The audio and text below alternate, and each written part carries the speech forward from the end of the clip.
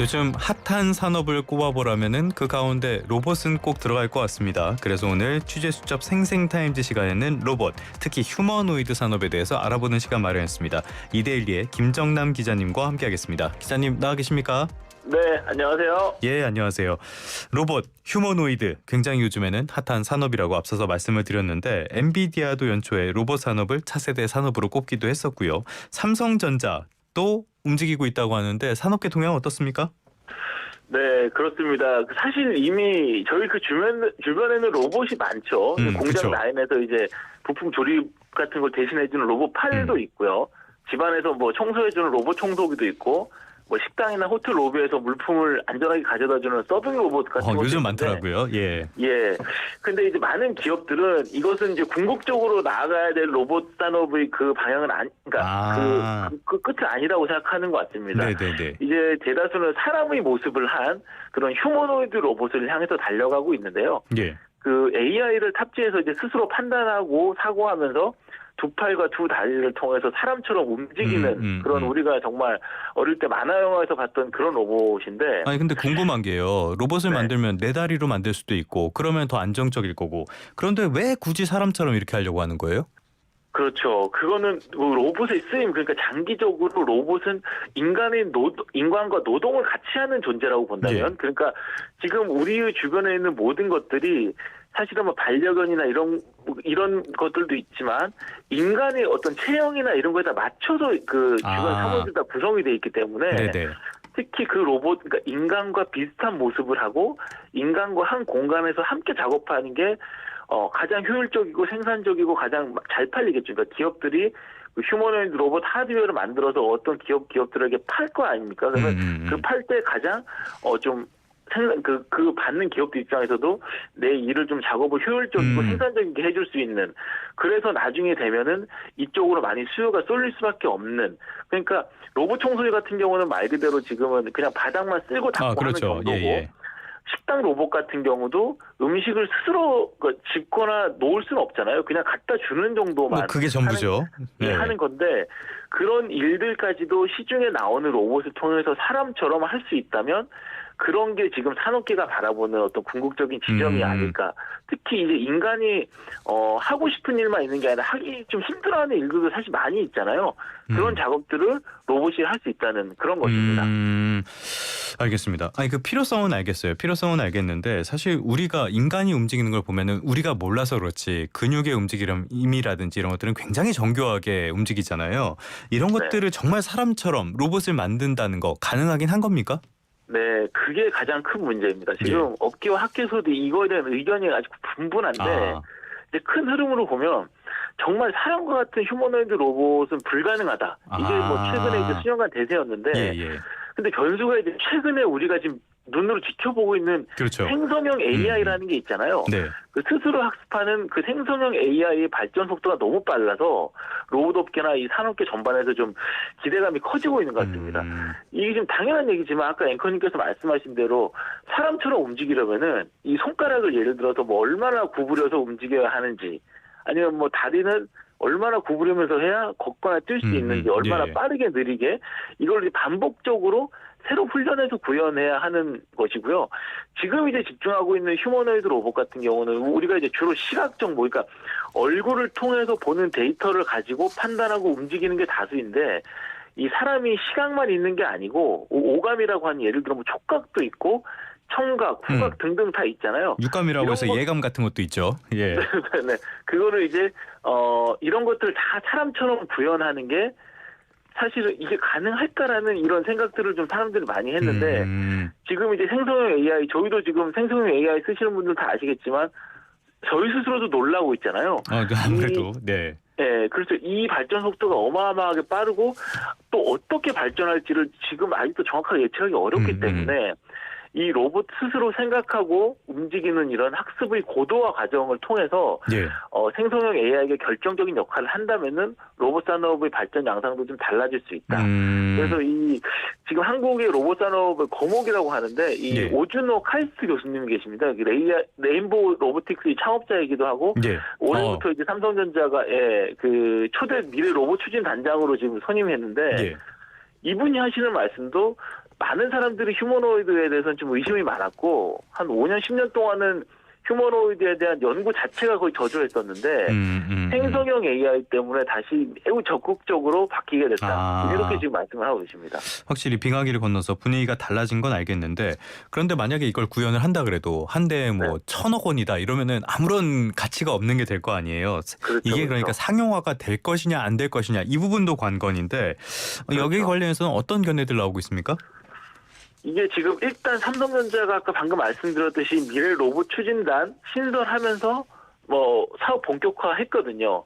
그러니까 오 교수님 단장으로 선임하고 이걸 이제 제2의 반도체 스마트폰 같은 캐시카우 정도의 비중으로 한번 밀어보겠다. 예. 이런 움직임 실제로 일어나고 있는 건 맞습니다. 그러니까 1980년대부터 휴머노이드 로봇을 사실상 이제 처음 연구한 일본의 혼다라는 회사가 있는데 여기는 아까 말씀하신 대로 그런 상용화 과정에서 좀 실패를 해서 2018년 19년 정도에 사업을 접긴 접었는데요. 예. 그 이후에도 이런 사업 실패의 과정을 보면서도 많은 기업들 그러니까 테슬라라든가 지금 피규어 AI, 리얼보틱스 같은 많은 해외 기업들이 정말 휴머노이드에 집중을 하고 있습니다.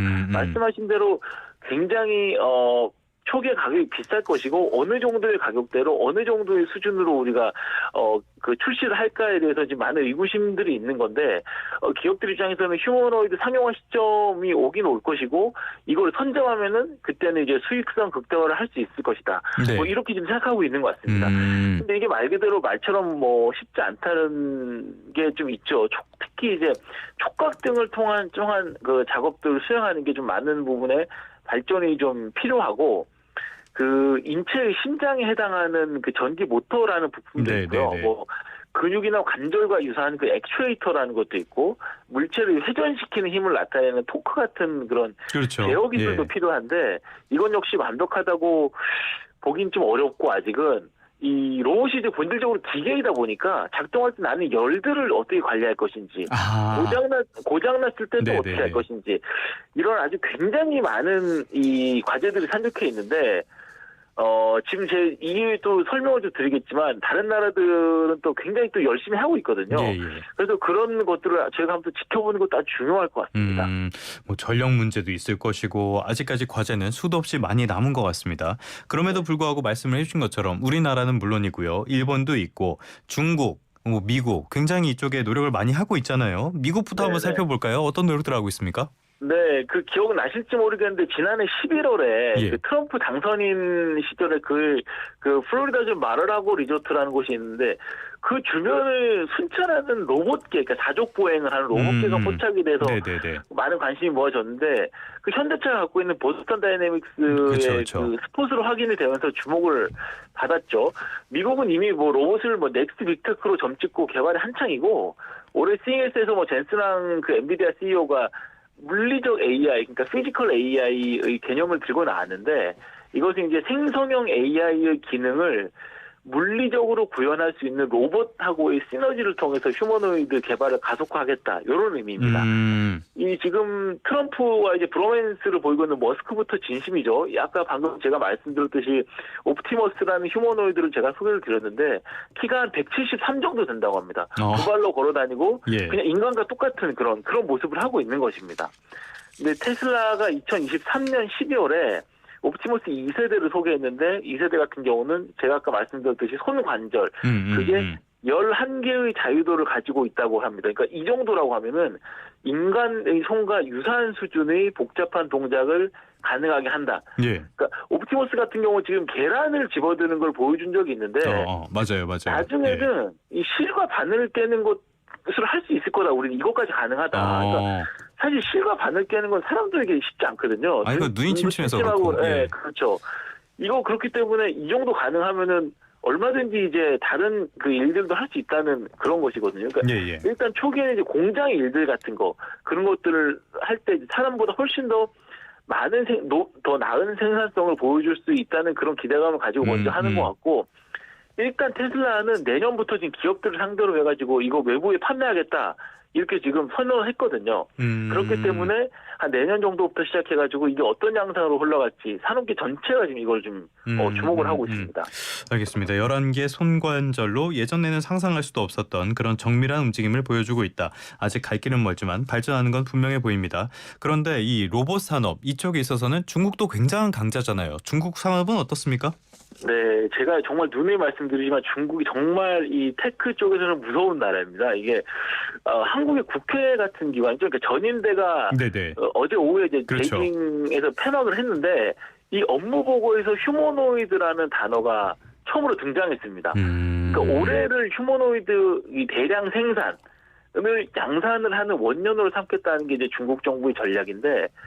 예를 들어서 이제 산업용 휴머노이드 로봇인 워커S라는 게 있거든요. 그 회사가 이제 중국의 굉장히 유명한 로봇 기업인데 유비테크라는 회사가 있습니다. 여기 예. 이제 여기서 얘기하는 게 올해 양산 체제를 구축하겠다 이렇게 말을 했었고 중국 같은 경우는 그 특유의 그런 그 서로 이제 자국 제품의 IT 제품을 사주면서 서로 같이 성장하는 특유의 생태계가 있다고 제가 말씀을 드렸었는데 유비테크 같은 경우는 지금 세계 전기차 1위죠. 비아지라는 회사가 있고 그다음에 중국 최대의 포털인 바이두라는 회사도 있습니다.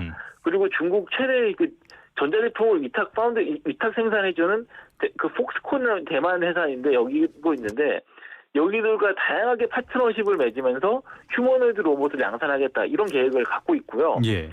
지금 국내 그 서비스 로봇 기업인 VD 컴퍼니라는 회사가 있는데 여기는 이제 중국 로봇 기업 중에 푸드 로보틱스라는 곳이 있거든요. 여기 이제 휴머노이드란 푸드 D9을 하반기에 이제 국내에서 선보일 예정이라고 합니다. 그러니까 이 로봇 같은 경우는 키가 165거든요. 네. 그러니까 외형만 보면 역시 사람하고 똑같은 모습인데 예컨대 이제 기존 서빙 로봇들이 음식을 나를 수 있기만 했다면은 푸드 D9 같은 경우는 그릇에 집어서 식탁에 올려주는 기능도 있고 지금 식음료 매장이라든가 물류센터 등에서 이제 어느 정도 약간은 컨셉 단계에 머물렀던 그런 휴머노이드의 실질적인 활용 가능성을 올해 한 하반기 정도부터는 국내에서도 볼 수 있을 것이다. 예. 이렇게 지금 관측이 가능할 것 같습니다. 국내에서 보는 거는 어찌됐든 이거는 수입한 제품들이고 그렇다면 제일 중요한 거 우리나라는 지금 휴머노이드 산업 수준이 어느 정도입니까?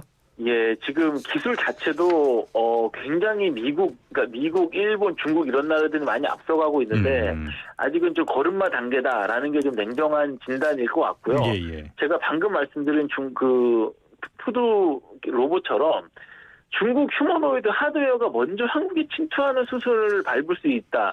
이런 전망이 좀 많습니다. 그러니까 예를 들어서 지금 서빙 로봇 시장에서 휴머노이드에 대한 그 소비자 반응과 뭐 가게의 그 매장의 생산성 등에서 그러니까 긍정적이라면 당장 현실적으로 하드웨어를 구할 수 있는 곳이 중국이 가장 좀 유력하거든요. 그러니까 국내 총판이 중국에서 하드웨어를 들여와서 일부 국내향으로 좀 개조를 해서 판매하는 그런 식이 이제 되는 건데 요거 같은 경우도 다른 많은 것들이 이제 중국 제품이 하드웨어가 많은데 로봇도 그렇게 될 가능성이 높다. 이렇게 좀 볼 수 있을 것 같고요. 예. 그런데 이제 삼성전자가 아무래도 올해 휴머노이드 사업 야심차게 추진하고 있으니까 좀 기대감을 좀 당장은 어렵겠지만 몇 년 후에 이제 기대감을 좀 가져봐도 좋을 것 같고 일부에서는 이제 중국 같은 나라처럼 네네. 정부가 이제 국가 전략 산업으로 좀 지원해야 되는 거 아니냐 그런 주장도 좀 일각에서 나오고 있는 것 같습니다. 사실 이럴 때 중요할 때 정부와 국회 이런 부분들의 역할이 좀 중요해지는데 정부나 여당이나 야당이나 마음이 온통 콩밭에 있는 것 같긴 합니다. 예, 중요한 시점인데 별로 역할을 못하는 것 같아요. 지금까지 네. 이데일리의 김정남 기자와 함께 로봇 그중에서도 휴머노이드 산업에 대한 이야기 나눠봤습니다. 오늘 말씀 고맙습니다. 네, 감사합니다.